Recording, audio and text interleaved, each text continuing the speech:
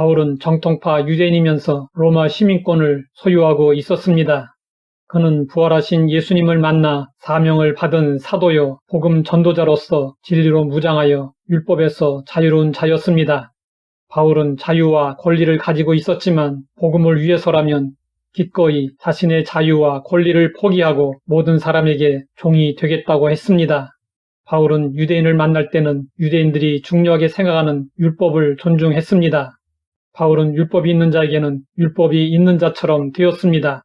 또한 바울은 이방인들을 만날 때는 그리스도의 말씀에 어긋나는 것이 아니라면 이방인들의 문화를 존중했습니다. 바울은 율법이 없는 자에게는 율법이 없는 자처럼 되었습니다. 바울은 믿음이 강했기 때문에 우상에게 바쳐진 음식들이 시장에 나왔을 때 얼마든지 그 음식을 먹을 수 있었습니다. 그러나 믿음이 연약한 사람이 바울의 그 모습을 보고 시험에 든다면 기꺼이 먹을 수 있는 자유를 포기하겠다고 했습니다. 바울은 약한 자들에게는 약한 자처럼 되었습니다. 바울은 전도 대상자인 각 사람의 상황이나 상태를 배려하고 존중했습니다. 바울은 그 이유를 이렇게 밝혔습니다. 내가 모든 사람에게 자유로우나 스스로 모든 사람에게 종이 된 것은 더 많은 사람을 얻고자 함이라. 이것이 영혼 구원을 위한 바울의 인간관계의 원칙이었습니다. 구원의 관점에서 하나님 아버지의 마음으로 상대방에게 맞추고 이해하고 배려하면서 모든 사람과의 관계를 맺어갔습니다. 바울의 관심은 자신의 권리나 자유에 있지 않았습니다.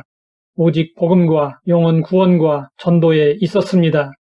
영혼을 구원할 수 있다면 얼마든지 자신의 권리와 자유를 희생할 수 있었습니다. 복음을 전할 수 있고 사람들을 구원할 수 있다면 간도 쓸개도 빼놓을 수 있었습니다. 바울은 자신의 지식을 자랑하지 않았고 자신의 똑똑함을 증명하려 하지 않았습니다. 바울에게 그것은 중요한 것이 아니었습니다. 바울은 자신을 비우고 각 사람에 따라 모습을 달리하는 유연함을 보였습니다. 바울의 결론은 이러했습니다. 내가 여러 사람에게 여러 모습이 된 것은 아무쪼록 몇 사람이라도 구원하고자 함이니. 바울은 여러모로 대단한 사람입니다. 세 차례 전도 여행을 하면서 곳곳에 교회를 세우고 13편의 성경을 썼습니다. 바울에 의해 복음이 널리 확산되고 기독교는 유대교의 울타리를 넘어 세계 종교로 비약적 성장을 할 수 있었습니다. 그런데 바울의 목표를 보십시오. 아무쪼록 몇 사람이라도 구원하려 함이라. 바울은 더 많은 사람을 얻기 원했습니다. 하지만 영혼을 변화시키고 구원하는 일은 자신의 능력에 의해서가 아니라 하나님이 하시는 일이라는 사실을 바울은 분명히 알고 있었습니다. 그는 전도를 위한 하나님의 도구라는 사실을 잊지 않고 늘 겸손했습니다. 바울은 이에 대해 이렇게 언급했습니다. 나는 심었고 아볼로는 물을 주었으되 오직 하나님께서 자라나게 하셨나니 그런즉 심는 이나 물 주는 이는 아무것도 아니로되 오직 자라게 하시는 이는 하나님뿐이니라. 심는 이와 물 주는 이는 한 가지이나 각각 자기가 일한 대로 자기의 상을 받으리라.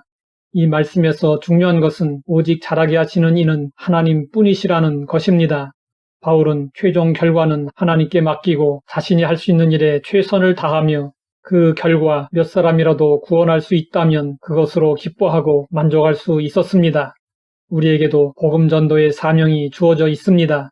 심든지 물을 주든지 각자 주어진 일에 최선을 다했다면 몇 사람으로도 기뻐하고 감사할 수 있어야 합니다.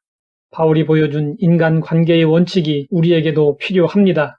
각 사람에 따라 적절히 모습을 달리하는 유연한 자세를 가지고 오늘도 영혼 구원을 위해 좋은 관계를 맺어가는 삶이 되기를 소망합니다.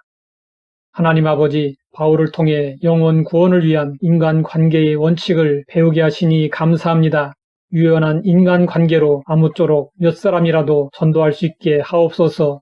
예수님의 이름으로 기도드립니다.